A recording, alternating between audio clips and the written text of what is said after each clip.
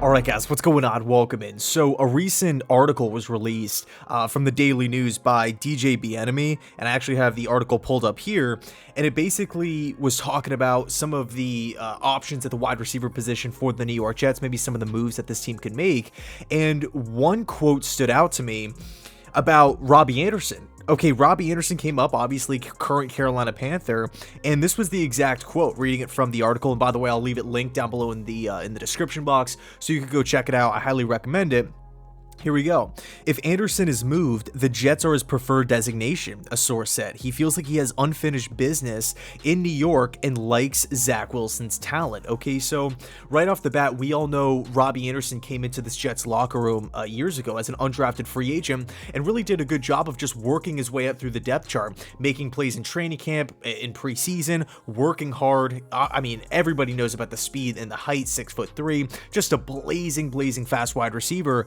And then it started to translate on the field in the regular season. He ended up becoming a full-time starter for the New York Jets and kind of, I mean, I can only speak for myself here, but a little bit of a fan favorite. I mean, you love the story, him coming from Temple, again, undrafted, and just a story about a guy working hard and reaping the benefit of putting in hard work. Fast forward a few years, and Anderson is set to hit the open market, and with new general manager Joe Douglas at the helm, I kind of expected Anderson to be back in the green and white, and we're waiting around. It ends up not happening. He goes and signs a multi-year contract with the Carolina Panthers, and I was a little ticked off. I got to be honest. I mean, it's kind of putting it nicely, but I was irritated, right? We had a young player with, I felt like a speed that you can't really teach. It doesn't really grow on trees. Homegrown guy, ascending player. We got to keep this guy around. He's not asking for $15, $16, $17 million a season. You know, we all know that Robby Anderson is not a top 5 wide receiver in football, but at some point, I want to just keep our homegrown guys. But the Jets let him walk. Again, he signs that contract with the Carolina Panthers, and all of a sudden, the guy just starts lighting it up. Okay, I mean, his stats were incredible. 95 catches, over 1,000 receiving yards, 3 touchdowns, and by the way, it was Teddy Bridgewater throwing him the football, so everything looked really good. Right, Joe Brady coming in, super hot name at the time. Matt Rule, brand new head coach. It looked like the Carolina Panthers not only just had Anderson producing, but they had a lot of weapons at their disposal. It looked solid. But the following season, the problems started to arise. Now, the Panthers obviously made a quarterback change, acquiring Sam Darnold. They ended up bringing back Cam Newton, but Robby Anderson's numbers dipped dramatically. I mean, in a big way. He had 53 receptions, just over 500 receiving yards with 5 TDs, so the touchdowns did go up, but the other 2 numbers dropped significantly. Okay, so what went wrong? Was it the offense, right? Because we all know Joe Brady got fired, right? Like, I felt like midway through the season. Was it trying to play with a trifecta of quarterbacks, none of which are going to be the answer in Carolina moving forward? PJ Walker, Cam Newton, Sam Darnold. I mean, I don't have confidence in any of those guys, especially as a deep shot, right? As a home run hitter at the quarterback position. Being able to feed Robby deep down the field, I just don't really buy stock in any of them. I feel like the Panthers are going to be one of those teams that have heavy interest in acquiring one of these star veteran quarterbacks like a Deshaun Watson, a Russell Wilson, etc. But we stand right now with Anderson as a $10 million cap hit for the upcoming season. As much as I would love to have Anderson back in the green and white, because I think he would be a great fit for this Jets style of offense, I think he would fit well.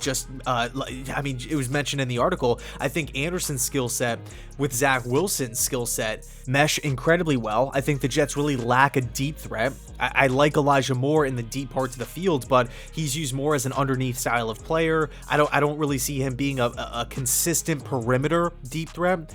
And really, I mean, we take a look at how the defenses were ran last season against the Jets.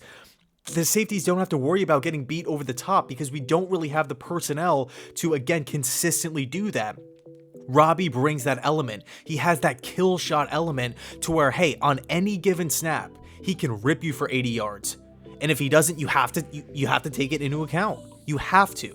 But here's the deal. I just don't know if JD will pull the trigger on a Robby Anderson trade. I mean, he was available, and we let him go because we didn't want to match beat the Carolina Panthers offer, which was not expensive at all. I mean, again, he wasn't asking for $70 million, $80, $90 million. I mean, we could have easily, with the cap space that we had at the time, we could have easily beaten that. And of course, Joe Douglas has came out and said, you know, he made a mistake with letting Anderson walk. And I don't know if Gase had a hand in that, you know, saying, I don't want Anderson at all. I don't know the exact details on what went down. But Anderson left and he started to produce instantly. I just have a hard time seeing Joe Douglas pulling the trigger, giving away a draft asset, whether it's a middle round pick, late round pick, future pick, for a guy that was already on the team that he let walk for minimal amounts of money. Now he's in a position to where he's coming off a down season, a couple years older, and you're now giving away something to pay him the contract that you refused to pay earlier. It just doesn't strike me as a Joe Douglas type of move, but hey, I could be wrong. I could be wrong. Now, let's just say, hypothetically, it happens. Tomorrow, the Jets land Robby Anderson, right? News breaks. I would be pumped up. I'm a big Anderson fan. I wish he was, I wish he remained on the New York Jets all these years. But, unfortunately, it wasn't the case. We'll see what happens moving forward. Just an interesting little idea to kind of think about here. Again, that article is linked down below in the description box if you want to go check it out.